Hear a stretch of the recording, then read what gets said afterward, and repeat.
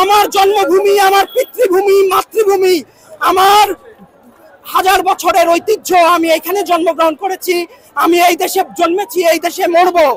আমাকে কেন দেশ থেকে বাধ্য করা হবে? বর্ডারের সামনে হাজার হাজার মানুষ দিয়া ভিড় করে রয়েছে কেন? তার বাড়ি ঘর থাকতে সে বর্ডারের সামনে পয়সা থাকবে কেন? রাত দিন 24 ঘন্টা ইন্ডিয়া যাওয়ার জন্য।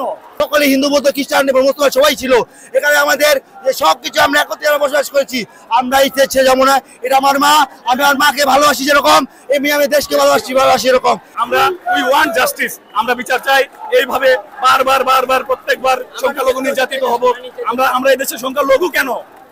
আমরা সংখ্যায় কম, তাই বলে সবার সমান অধিকার। আমরা কেন এই ক্ষতিগ্রস্ত আছি? আমাদের পাশে কে আছে? আমরা কি এই দেশের নাগরিক না? আমাদেরকে এখানে কোনো অধিকার নাই? আমরা সেই বিচারে এখানে দাঁড়িয়েছি।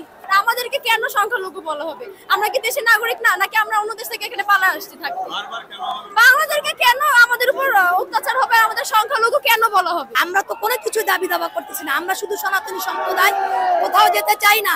কেন আমরা ভারতে যাব? কেন আমরা অন্য দেশে যাব? আমরা এই দেশেই থাকবো, এই দেশে আমার জন্ম, এই দেশেই থাকতে চাই।